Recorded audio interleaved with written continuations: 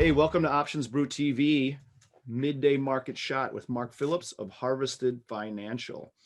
Today, I Hey think, there. hi Mark, how are you? Pretty good. How are you doing today, Lex? I'm doing just fine. And just, the new year, 2021, we're getting back into the real part of the work year. We had a couple of weeks off, sort of, right? With the holidays. Exactly. But day 7 of the new year, and things are always interesting here in the Oh options market. God, So I've been plenty, watching the plenty of news. good stuff. Yep, for sure. So, Mark, what are we going to talk about today? You're the guru of strategy. So, give us something. What are you thinking? Yeah, certainly. So I think what I was looking at today was Plug Power, and the ticker there is PLUG, and very interesting name overall. But popping today because of news of an investment that they got from SK Group. So they're a fund out in South Korea that announced a $1.3 billion cash infusion for them. Stock's up 30% on the news, $10, trading around $45 right now. Wow, fantastic. Yeah, Okay, so there's could this have been foretold, or this just popped out of the blue? Sometimes the options give away a little bit of information prior to something like this. That's a good question. What the open interest would look like. I don't have a quick answer for you, like how Yeah. that's changed, but Let me this has think of- long been one of those bull cases, right? So Sure. I think, it's got a lot of active investors here Okay. that have been continued bullish on it. I mean, the stock was trading half of this, in September of last year. Wow. Right? Let me pull up my trade hawk and I'll just Go show ahead. you how. I'm taking a little gander here at what's going on. It looks like, just as an FYI, looks like implied volatility is handily higher over what it normally is. So it looks pretty beefy. Yes, vol's definitely up, but I mean, this name was trading at the end of August, which was the last time I took a look at it. It's trading around $30. So, Okay. we're all the way up here. It's Wow. That's amazing. I'm sorry, I'm looking at the wrong axis. No, this is trading at it was trading at like $10 in August. Yeah, right. So now we're at 45 as I'm looking at it myself. Exactly. Yeah, the 30% move from last night. So it's up 29%. So yeah, with a big move like this, like you're saying, with that implied volatility coming up, like one of the plays I want to look at here is actually the doing something where I'm going to sell a little bit of the front month vol, Okay. but use that to kind of fund something in the back month. And by front month, I'm actually only looking at like a week out, and back month I'm going to Feb Expo. But taking advantage of this pop right now and say, okay, a little you want to buy the news like you said if there was something that foretold it, but now the fact's out. I want to sell the fact.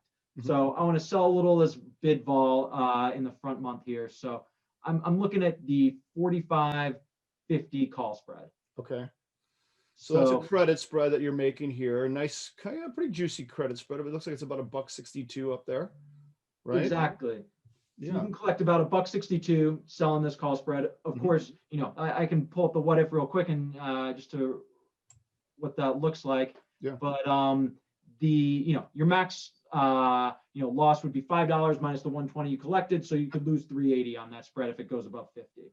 Right. Classic call spread, kind of P&L here. Right. Perfect. But then I mentioned I'm going to use that credit to go and fund something in the back month because I do like the bull case here. I think it's actually a pretty interesting company. I think they have a lot of potential future tailwinds coming from the political shift. Biden signaled that he's going to spend a lot of money on green energy, hydrogen fuel cells, great spend of that. But I think there are also the industrial needs here too. So I actually like the bull case, and that's why I'm going to use that credit to fund something back out there, through Feb. Okay. So I want to buy the same call spread back. Okay. So if I buy that 45.50 call spread, I'll remove this one so we're looking just at Feb. So that Feb one, if I pay the offer, it's about $2, midpoint about $1.80. Okay. So if you did the whole thing, the whole package, it would be about a 20-cent debit for the whole package. Is that right? You got it. Okay. So you only pay 20 cents to put on this spread. Yeah, that's great. Okay. So can you put in the full package here and do a what if on that? Yeah, so I got selling the 45, buying the 50 in Jan. Yep. And then buying the 45, selling the 50 in Feb. Okay. This is like a call swap, I think you said earlier, right? Exactly. It's a sort of call spread swap. Okay. Call spread swap. And what it's going to mean is that, worst case scenario for this spread is we see a continued pop and we go through 50 or in the next 8 days. Right. So you lose the amount you paid at that point, Yep. which was only that 20-cent debit. Got it. Got it. But if we think stock's going to settle around a little bit, maybe come in, we are sitting at these real highs, Yep. things kind of come in a little bit, let the Jan roll off. Now we've got nothing but upside for the next, 30 odd days.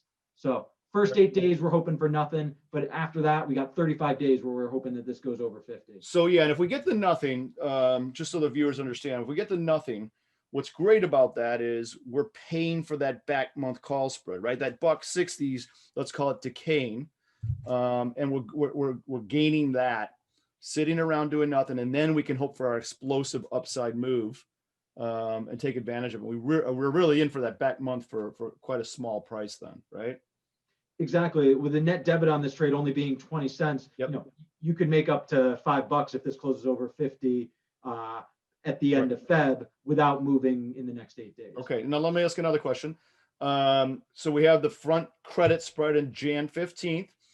Is there a play to keep rolling that as the term comes due? Meaning when you get the expiration of Jan 15th, do we want to consider rolling to Jan 22nd and get another credit and then another one after that? Or is that a tricky strategy because you never know when the knife is going to fall, right? No, I actually really like that play. And I think that's a good example of how you might want to manage and roll this position, because if stock closes, let's say that on, Jan 15th, we're sitting on Expo and stock is sitting around $47. Mm-hmm. That front month call spread is going to be worth $2. At exactly settlement, it's going to be worth about $2. Mm-hmm. If you can actually roll that by selling another weekly out, you can kind of keep that going and continue to monetize that position over the course of its life cycle. So it is tricky to manage, like you say, in active management, but it's a great way to keep rolling it forward. Right. Okay. And the idea there is we're rolling in order to keep building credits against that final back February spread. And if we do it correctly and we have a little good fortune, we ultimately could have that back spread on for a credit possibly if we do it well. Yeah, very well, because that Jan 22nd call spread, 45, 47 call spread is going to be the same. It's going to be at least it has to be worth more than the near term one. So we're always going to be able to roll if we can continue to sell that. So good. It's a great strategy. Yep, love it. Okay. Awesome. That's a great play, Mark. So good. I think that looks fantastic. Yeah, some interesting action in this name. And, we love looking for things that are moving and how to continue to play them and take advantage of the vol moves here. So really good stuff. Good. Okay. Well, great. That sounds good. So thanks for that. And we'll be back next Thursday at 11 a.m. Central. That's our new time. That's correct, I think, if I'm thinking. Yeah, join us live. We love getting the questions. We love getting the feedback. Yep. So definitely tune in here every Thursday.